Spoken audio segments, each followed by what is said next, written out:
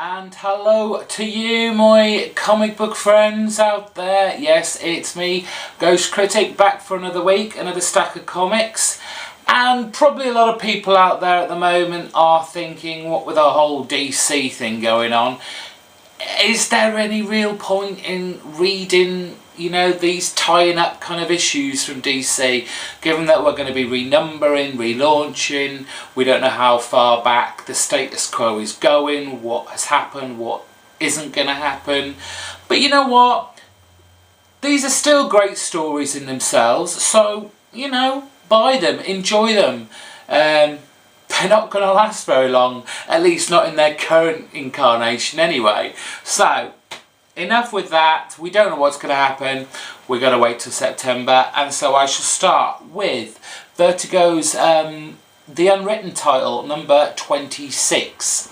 And this one is wrapping up the Citizen Taylor story arc. Only a 2-issue story, but again, it's moved sufficiently in pace and plot that, you know, I don't think this really needed more than kind of a 2-issue arc. And we have Tom Taylor. He's being sold off to the highest bidder, or at least that's what we are assuming. In fact, what is being sold here is his DNA, his father's notebooks that have lots of notes and psych profiles of Tom himself. So it's not actually Tom who's on sale, so to speak. And so it's up to his two friends to charge in and try and rescue him, which at some point really not really needed. He's got a little trick up his sleeve. Again, you know what, Mike Carey, he's doing such a stand-up job on this title. It's solid storytelling. His current use of the character Madame Roush is becoming very interesting. She is becoming a very interesting character in the sense that we're not sure who she's really working for and what her motives are. Is she part of this dark cabal, or has she got her own motives that she wants to explore and find out for herself? Again, lots of revelations in this, particularly about Tom and his kind of relationship again with his father and what his father used to do in the past. Again, great issue. I really do think more people should be buying this, and if you haven't started, go pick up the couple of trades that are already out and then get on board with this. Well worth it from Vertigo. Next we have Birds of Prey, and it's issue 13. And usually I do have great high praise for this title. Gail Simone really writes the shit out of this, she really does. Great characterisation throughout. The storylines are usually rock solid, but given the way that this seems to be going when the relaunch starts, I don't know if Gail's heart is completely into this end part of Birds of Prey. Again, it's another 2-issue storyline that in this case probably could have done with being a little bit longer.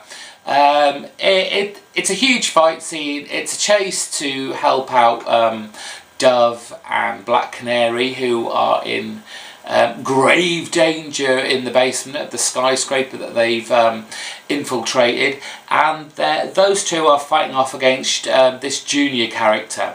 Now, for all the hype this junior character has been getting about being incredibly scary, incredibly dangerous, didn't really get that feeling from it. I don't know about anybody else, but the danger element there for me really didn't ring quite that true. So while I will be sad to see this current incarnation of Birds of Prey go, I hope for the next couple of issues before September it does go out with a bang rather than, you know, a little bit of a whimper. And on to Red Robin. Red Robin at number 24. Again, another issue that's kind of wrapping itself up maybe a little bit too quickly to make room for the DC relaunch. I was hoping for a lot more kind of fighting from him being captured within this assassination tournament. He has been marked for death by a lot of people. As with all these CEOs that are dying, he's got a little bit too close to the truth. His idea of what he wants in relation to, you know, putting these villains down are getting a bit too close for comfort for all these villainesque type characters. So we had the reintroduction of Promise from a few issues back, and also his sister, which leads to all sorts of weirdness.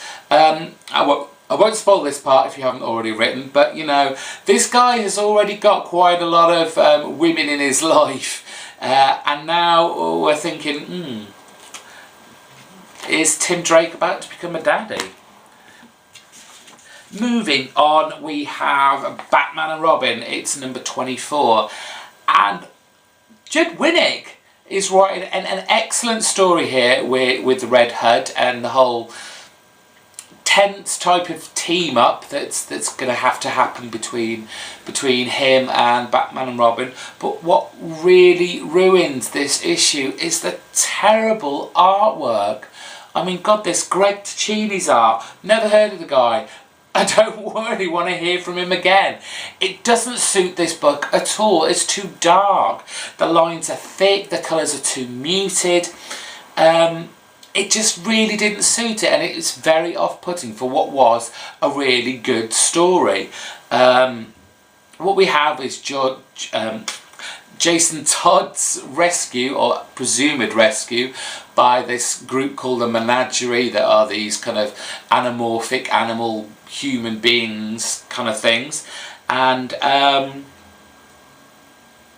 it's actually employed by this woman. I don't know, maybe I am meant to know who this is, but we have some dark female character again. It might just be the way that it's been drawn that I don't recognise who it is, but she has Jason Todd the Red Hood's kind of ex-partner Scarlet held as hostage, and so Batman and Robin have to hook up with Jason Todd as the Red Hood to go and rescue them.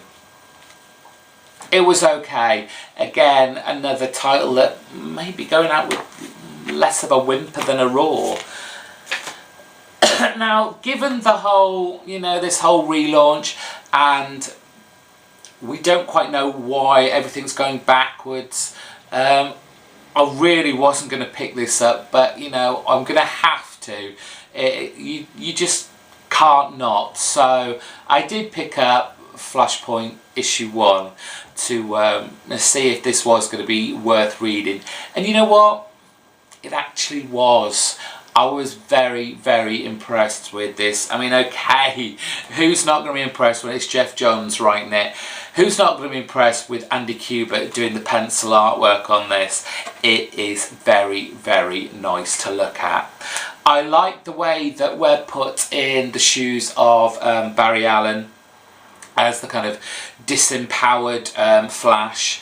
And, you know, we're in a different universe here. We don't know what's going on. Barry does go on, so we're there with him in this journey, finding out what is happening, why nobody recognised him as the Flash, why his wife, girlfriend, is it Liz? I forget, I'm not a big Flash fan, to be honest.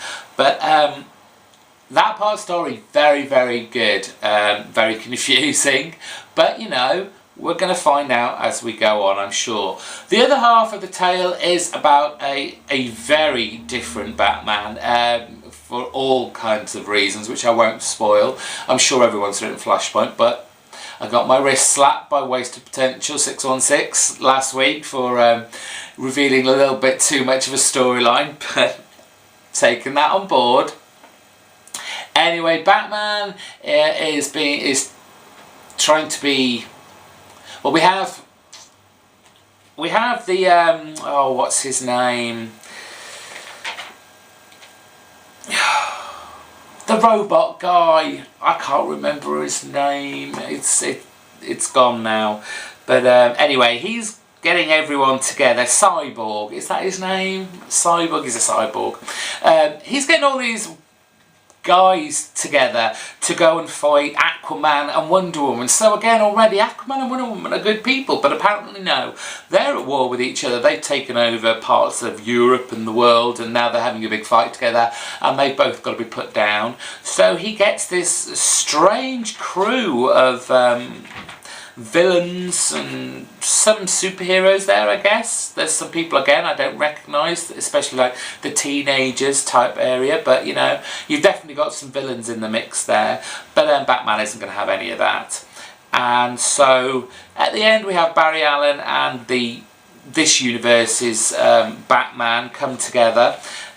Because this is where Barry is going to find out what the hell's going on and why he hasn't got his powers. But of course this Batman doesn't recognise him. He doesn't know how he's found his Batcave. And the big splash page at the end, obviously why. I haven't got the copy with me, but Morning Glories number 10. Wow. This comic by Nick Spencer just gets better and better and better.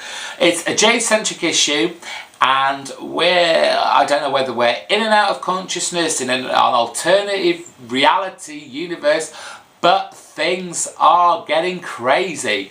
The story is just so good. It's very kind of prisoner-esque, claustrophobic kind of feel to it, and then you've got the kind of Lost TV series element in there too, and you know, you're getting these flashbacks from what's happened in their past, and it just makes for a great story. And you finish each issue by going, what is going on here? But it's so cleverly done and just feeds you just enough to make you want to come back and back.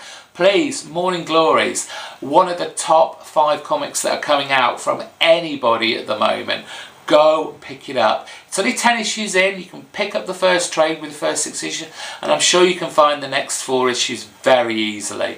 Go out, go and show Nick Spencer some love, because the guy deserves it. And finally, we finally have a Marvel title, only the one this week. It is Ultimate Spider-Man, and it's number 159. There's only one more issue to go, and holy crap! This issue was good, and again, you know, you've just got to be so worried about Peter Parker here and how they're going to blow this up. Yes, it's the death of Spider-Man. Is this just a banner title to throw us off? Is he really going to die? This is one doozy of an issue. We have more SmackDown. Peter is getting the shit kicked out of him big time. And it takes Aunt May to come in and, you know, for the moment, basically save him.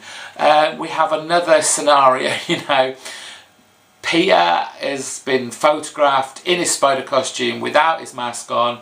Is this the whole point of the death of Spider-Man? Is this going to be how they're going to get round it all, in the sense that he's going to have to kind of, I don't know, fake his own death so he can then be Spider-Man again? We'll find out with the last final issue of Ultimate Spider-Man. Very sad. I can't really say go and pick... Well, if you want to see how it ends, go pick it up. I'm looking forward to see how this ends. I know it's coming back, but it looks a very different Ultimate Spider-Man. But for now, that's it from me, Ghost Critic. Please rate, subscribe if you haven't already, if you've only seen this for the first time. Go and have a look at some of my old videos. I'm on Twitter, Ghost Critic there as well. Follow me if you like, I'll follow you back. And put lots of comments on. I want to know what you thought about this week's. Any more comments on how the DC's renumbering, rescheduling, all that business is going? What do you feel about it now? All the 52 issues that are going to be renumbered have come out now. What are you picking up? What's got you really excited? I'll probably do an extra video sometime this week to say what I'm excited about, and there are some good titles that I'm very much looking forward to. And that's it for me. I'll see you next week. Bye bye.